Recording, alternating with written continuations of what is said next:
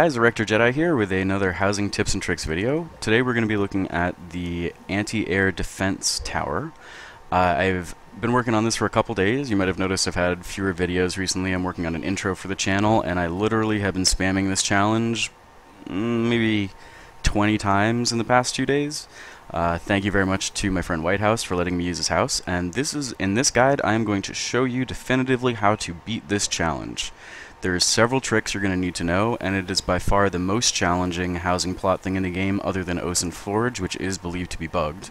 Now if you check the forums, a lot of people think this challenge is bugged also, so you will be thrilled to know that I'm going to tell you 100% with 100% confidence how to beat it. We have figured it out, and I'm thrilled. So I did this with a friend, and we did several attempts, and we got one. We had several, and we got one that was successful. So I'm going to cut to that momentarily. But first, I need to show you a couple things that you need to do to set up your UI to be as effective as possible on this challenge. So the first thing you're going to want to do is modify your video settings. As you probably, well, I'll just mention the point of this challenge is you pick up these rocket launchers and you use them to shoot these flying things out of the sky. But there's a lot of problems with that. First of all, you can't see all of them. They're incredibly hard to target, and it's random. It seems to be random for whether these red ones or the yellow neutral ones spawn. The yellow ones are incredibly hard to kill. They take a long time, and when you damage them, they come down to you on the platform and start DPSing you. The red ones do not. They stay in the air, just flying around until you kill them. So one of the first things I realized I needed to do was to be able to target everything easier. In this game, as you may know, you cannot do any kind of target macros. You cannot do anything like /target ivory glider. It's just not going to work. You literally have to click on them, and they move very fast, and you have a pretty narrow field of view, and that makes it very difficult. So the first thing we're going to do is change that. So hit escape. Open up your video settings and come down here to field of vision and pump it all the way up. We're going to go straight to 120. It's going to look strange and you might get a little dizzy at first dealing with this because you can see it's like a wide angle camera. We're seeing way more of the field than you normally would. And this is a great thing Carbine added, I believe, in the strain drop patch, if not one of the ones after that. So as soon as you can see that, or as soon as you've done that, you can see it's going to be a lot easier. On the field, you're going to be able to target more of these things easier. You can also look up. I had some success with that, but it ended up not being important once we figured out what to do. But I really think this field of vision is important. The next thing you're going to want to do is if you have an add-on like steer, you're definitely going to want to turn it off, because the final thing that you want to do with your UI is go into combat and set some of these settings that you might not normally have. So auto face target is a terrible thing that you should never ever use, except right now. Same thing with lock to target. You should never ever use this if you're a skilled player, because especially in raids or anything like that, you basically momentarily lose control of the direction of your character. It can make it very hard to move, etc. So I never recommend using these. However, in this specific challenge, what it allows you to do is to target one of them and hold down the quest button, which of course is T, and it's actually going to spin your character along with the mobs as they move, which is incredibly important, because it will not let you shoot, just like any other thing in the game, it will not let you shoot at them if you're facing the wrong direction. So once you've set all those things up, you are about a quarter of the way into beating this challenge. The next, and about 50% of the challenge, the next most important thing is you need to have a friend. This is what nobody understands, at least that I've seen. Nobody understands about this challenge right now, and took me, honestly, quite a while to figure out. There are 2 rocket launchers here, and unlike every other housing challenge, or almost every other housing challenge, 2 people can have this active at once. And this is the trick, I believe. This is how they've set it up to basically confuse people and make it seem like it's bugged or very challenging, or when in fact it's just really challenging and you need a little coordination. So before we go to the video, essentially what I'm doing is I'm asking a friend to wait until I activate the challenge. I pick up my flamethrower, he picks up his, we both have the countdown going, but only one of us is going to be going for credit. What my friend does is he is basically in charge of yellow mob control. So as soon, like right now, we've got both of them up. It may happen that you have all yellows or all reds, depending on if you've already started the challenge or whatnot. He is going to be just targeting and killing these yellow ones. Now, a couple things that are worth mentioning. You definitely want to have some skills in your bar to heal yourself or reduce damage that you're taking.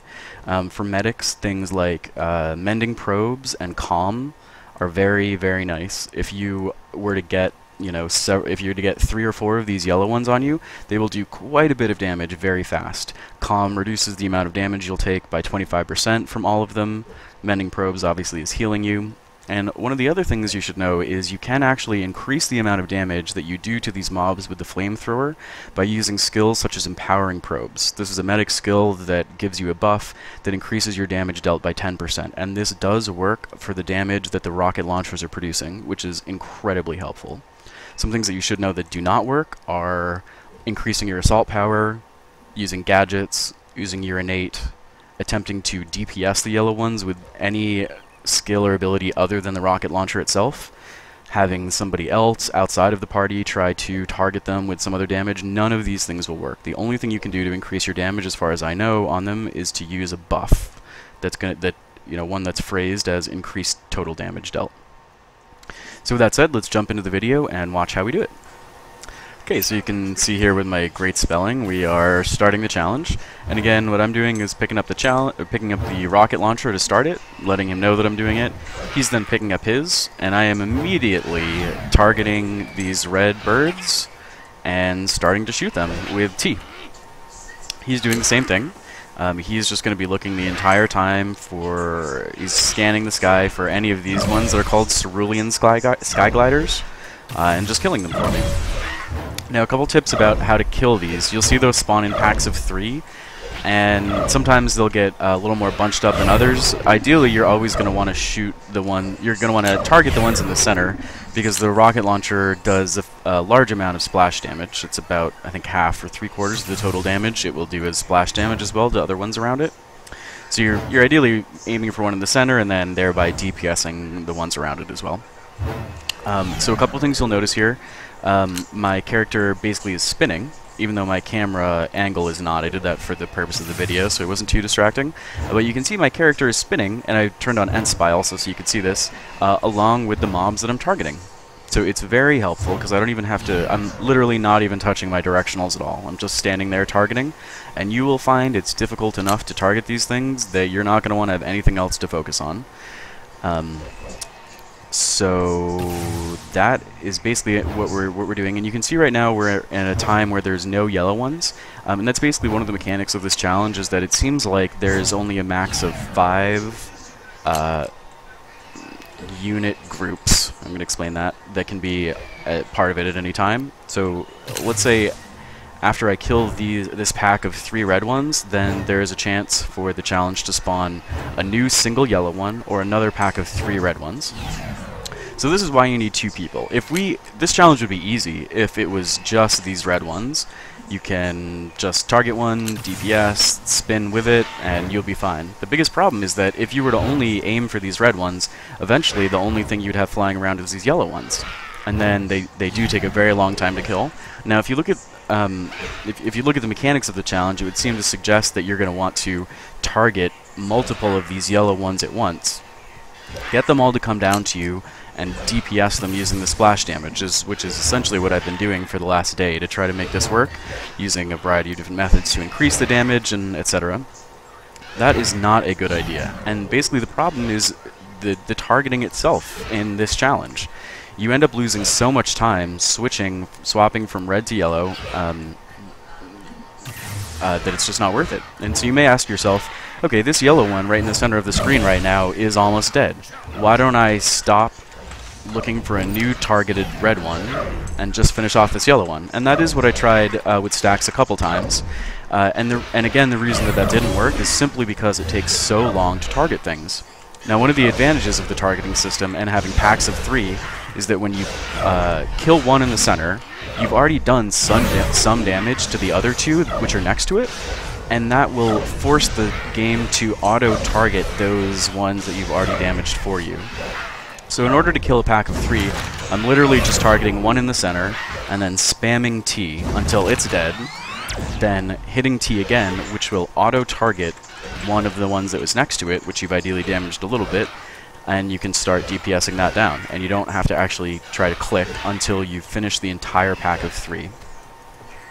So that splash damage is really important, but don't let the yellow ones trick you. There's some solutions out there for defeating this. They require you to do things that would essentially be considered exploits, like bugging the challenge. One of the things that you can do that you should know is when you have yellow ones on you, if you've completed the challenge or you just don't want to do it anymore, you can jump off the tower, run into the house, enter the house, and the mobs will reset. They will stop following you because, again, they do quite a bit of damage, and I've died many times on this actually. And I'm not really a big fan of any solution that requires you to bug it or use mechanics that the game doesn't seem to present to you. So here are the rewards. The Marauder Sentry gun is the one I ended up choosing. It's very cool looking, kind of Elden. The Zap pistol is quite a bit smaller. And then we have the normal Renown and Die. So once you get these few tricks, I think you'll find that the biggest problem you're going to have is targeting the mobs. It's very difficult, and you'll see as soon as you try, it's hard to explain how difficult it is.